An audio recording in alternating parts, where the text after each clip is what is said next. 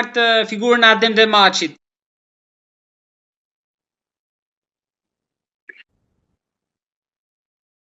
Shiko, Adem Demaçi është Adem Demaçi.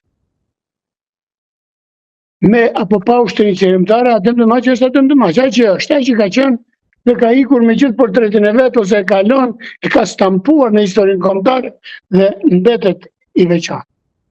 Ama kur Adem Demaçi u përcaktua në atë detyrë si udhëheqës politik publik, jo se ushtria qeverimtare nuk kishte udhëheqje politike, por duhet dikush që të kishte zyrë në Prishtinë. Dhe atë zyrë në Prishtinë mund ta vendoste vetëm Adem Demaçi, që ishte një figurë e kompletuar kombëtarisht. Ndaj në këtë moment që i përket verës së vitit 98, ai vërtet ka mbajtur kontakte politike ndërmjet ushtrisë qeverimtare të Kosovës dhe faktorit ndërkombëtar. Kaq ka qenë misioni i tij. Por pati një gjë, që Adem Demaçi, duke qenë thash figura Adem Demaçit, kur shkuan për në Hag, për në Rambuje këta, ai u shpreh kundër.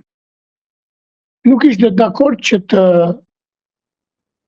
shkojë në konferencën e Rambujes, sepse e quante diçka bosh, diçka të pavlerë.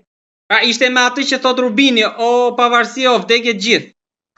Jo, nuk i besonte atij, bisedave nuk u besonte ai, donte vetëm vazhdoi lufta. Nuk donte të merrej me këto bisedat ndërkombëtare, sepse ishte mashtruar shumë herë dhe thoshte ky është mashtrim i radhës. Ti parasysh tani po të hysh në lëkurën e Adem Demaçit, ishte një person që kishte kaluar 30 vite nëpër burgjet të Serbisë. A kupton?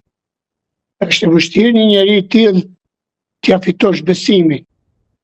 Është vështirë ti fitosh besimin një njeriu të tillë, duhet bësh mrekullia.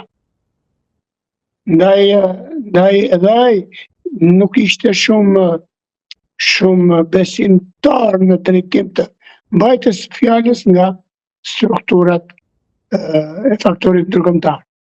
Kështu që dashje pa dashje ai u deklaru kundër. E në këtë moment ndodhi formalisht, se s'pati kur një thyrje, po ndodhi një thyrje mes shtabit përgjithshëm dhe Ademit, sepse shtabi i përgjithshëm vendosi që të shkohet në Rambuje dhe dërgoi delegacion e vet në Rambuje.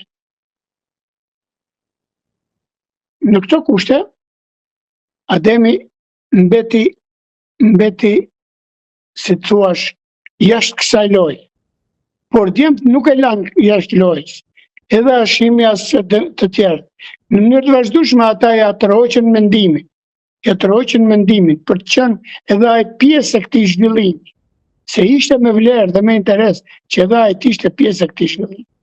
Kështu që ndërkohë, në mënyrë të vazhdueshme, ata i kërkonin këtyre të faktorit ndërkombëtar që udhëhiqin konferencën, mes cilëve edhe Fulbrightit, që të komunikonin me Ademin.